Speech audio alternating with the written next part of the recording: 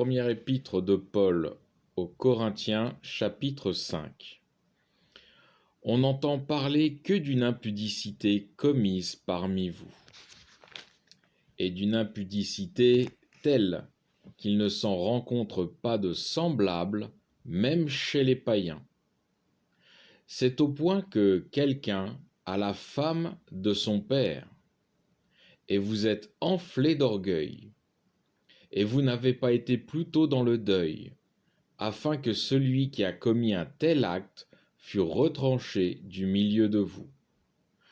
Pour moi, absent de corps, mais présent d'esprit, j'ai déjà jugé, comme si j'étais présent, celui qui a commis un tel attentat.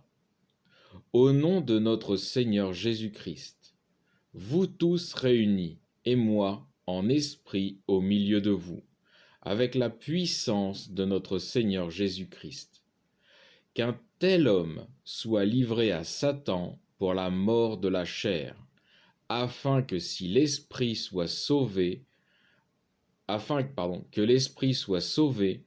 au jour du Seigneur Jésus. Alors là, je vais faire une petite parenthèse sur le verset 5 qui dit que c'est Paul qui dit qu'un tel homme soit livré à Satan pour la mort de la chair, afin que l'esprit soit sauvé au jour du Seigneur.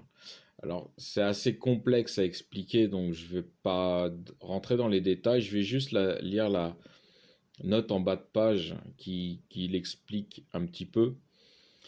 Il est dit, « S'il le livre à Satan, c'est pour être tourmenté dans son corps, au moyen de la maladie et d'autres affections extérieures. » Comparez l'histoire de Job, d'Anani, donc... Non, il n'y a pas de donc, je continue. Et d'Élimas. L'esprit de l'homme en tant qu'animé de la vie surnaturelle sera sauvé. Tel est, dans le dessein de Dieu et dans l'intention de l'apôtre, le but final de ce terrible châtiment. Donc je reprends verset 6, enfin je continue plutôt verset 6. Vous avez tort de vous tant glorifier. Ne savez-vous pas qu'un peu de levain fait lever toute la pâte ?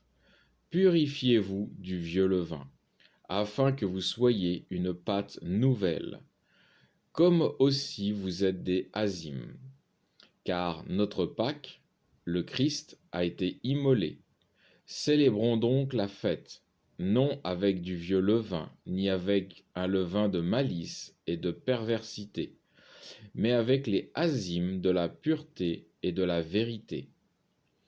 Je vous ai écrit dans ma lettre de ne pas avoir de relation avec les impudiques, non pas seulement avec les impudiques de ce monde, ou avec les hommes cupides et rapaces, ou avec les idolâtres.